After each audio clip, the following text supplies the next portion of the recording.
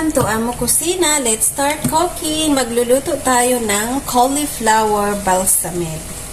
Lutuin na natin yung ating cauliflower. Pakuluin natin yung ating cauliflower ng 5 minutes. Mainit na tubig yung aking nilagay para madali siya kumulo. Maglagay tayo ng asin, half teaspoon.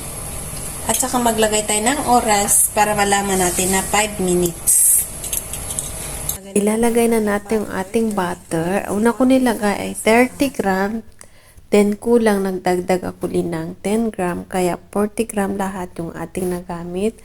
Ilagay na natin ang 3 teaspoon na ay nahaluin natin ng mabuti. Yes guys. Huwag natin pabayaan pag nalagay na natin harina kasi madali lang pag masunog. Kaya kailangan natin siyang haluin. Konti yung ating butter. Kaya dinagdagan ko din ng butter. Nadagdagan ko na siya. Ibig sabihin, kapag yan guys, pag namumuo yung ating harina, ibig sabihin konti yung butter, magdagdag ng butter. Maganda ng pagkatuloy ng ating harina. Ibig Nakita nyo yan sabihin, guys, pag kumulo yung ating kung maapaw, nagbubula yung harina, ibig tama na sabihin, yung harina at pwede na siya. Pag ilalagay na natin yung Hindi na, gatas, pwede na madali siya. lang siya halo. Hindi siya naman. Ilalagay na natin yung ating gatas, 2 baso, dahan-dahan nating ilalagay. Then, haluin natin ng mabuti. Nakita nyo yan guys, pagkalagay ng ating gatas, hindi namumuo. Kapag tama lang yung harina at butter, ganito po, madali siyang haluin, hindi siya namumuo. Black pepper, half teaspoon salt, haluin natin. Ngayon, lulutuin natin yung ating bechamel sauce hanggang sa maluluto. Lutuin natin yung ating bechamel sauce hanggang sa maluto. Luto na yung ating bechamel sauce. Ngayon, maglagay tayo ng konting gibbon. Maglagay tayo ng isang malaking kutsarang 1 teaspoon cheddar cheese. Maglagay din tayo ng 2 teaspoon mozzarella cheese. Konti lang. 2 teaspoon mozzarella cheese. Konti lang, hindi siya madami.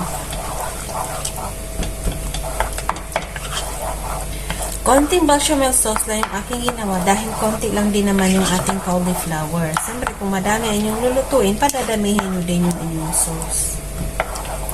Antayin lang natin na matunaw yung cheese, then kukunin na natin. Ayan. Para matunaw, hahaluin natin. Para madali siya matutunaw. Ngayon, papatay na natin yung apoy. At iset aside natin yung ating sauce. Ito na yung ating cauliflower after 5 minutes na pinakulo. Kinuha ko na siya. Ayan. Sa isang Pyrex, ilagay natin yung ating cauliflower.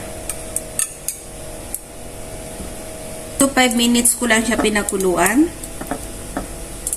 Pwede nyo gawing 4 minutes, 3 minutes, basta mapakuluan lang siya ng konti.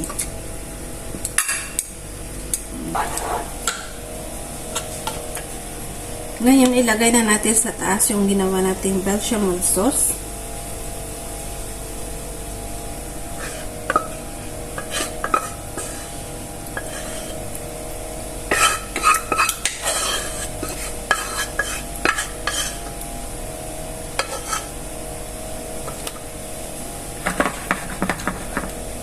Lagyan natin ng mozzarella sa taas, mozzarella cheese.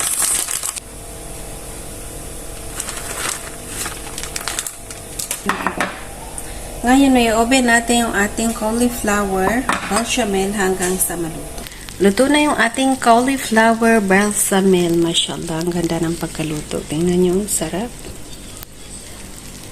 Thank you for watching. Kung nagustuhan nyo ang aking video, please huwag nyo kalimutan mag-like at mag-share at mag-subscribe sa aking YouTube channel. Thank you so much.